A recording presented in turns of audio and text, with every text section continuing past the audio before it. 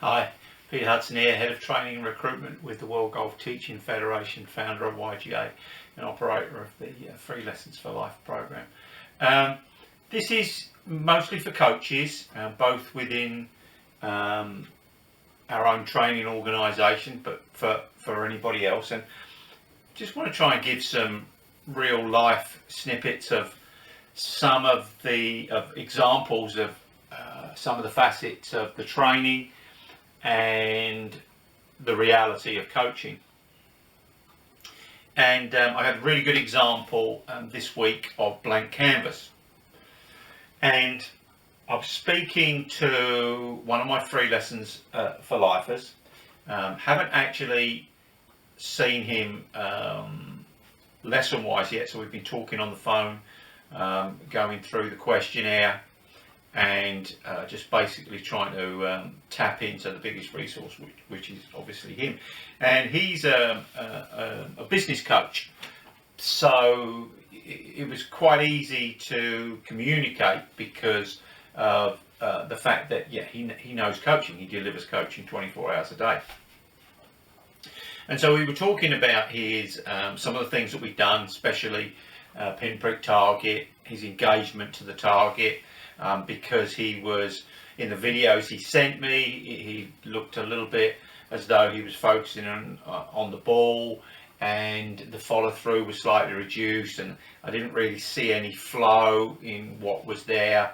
So we discussed a pinprick target and how we could relate to that, and he found that really interesting. And then we started talking about his pre-shot routine, which was pretty much non-existent.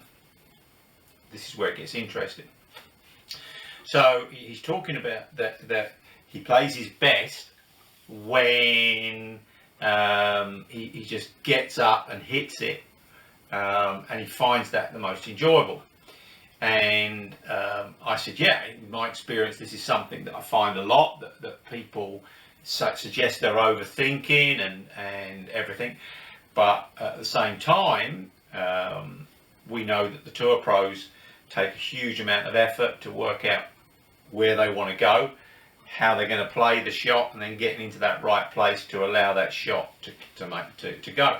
So I said, look, I'm not saying this is for you, but I said at the peak for me of pre-shot routine is this, and I went through everything that was there, and then we talked about that element of that, and then he tells me, and I'd already done a I3 profile on him, but he'd done some other profiling, and specifically he came out with a bit of ADHD, which everybody's got it in some form. All of these attention deficit disorders, we've all got them in some place or another to some measurement. And so I don't like those things being given labels too much. But as we started to discuss this, and I was asking him all these questions, it became very apparent that all of the things that were in that peak, he would actually, if he did everything and we tried to do everything, then that would get him into overwhelm. And I found that really interesting. So we carried on chatting, and we decided that we were going to introduce something or anything, just one at a time, one step at a time.